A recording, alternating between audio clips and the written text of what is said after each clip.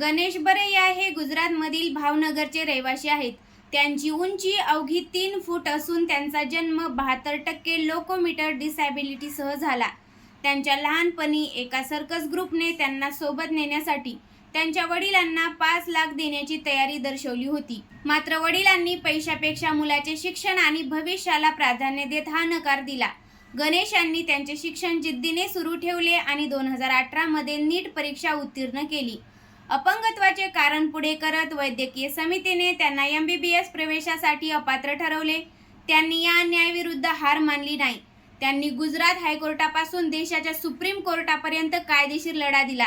अखेर 2018 मध्ये सुप्रीम कोर्टाने त्यांच्या बाजूने निकाल दिला आणि त्यांना MBBS मध्ये प्रवेश मिळाला.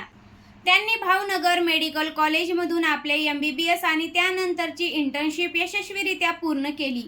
आज ते एक डॉक्टर म्हणून लोकांचे जीव वाचवत आहेत. त्यांची ही संघर्ष गाथा कोण बनेल करोडपती या शोपर्यंत पोहोचली. तिथे त्यांनी अभिनेते अमिताभ बच्चन यांच्या समोर हॉट सीटवर बसून आपल्या आयुष्यातील चढ उतार मांडले, ज्याने उपस्थितांना भावुक केले. डॉक्टर गणेश बरैया यांचे जीवन हे सिद्ध करते की स्वप्नांची उंची मोजण्यासाठी शारीरिक उंचीची नाही तर धैर्याची आणि अदम्य इच्छाशक्तीची गरज असते.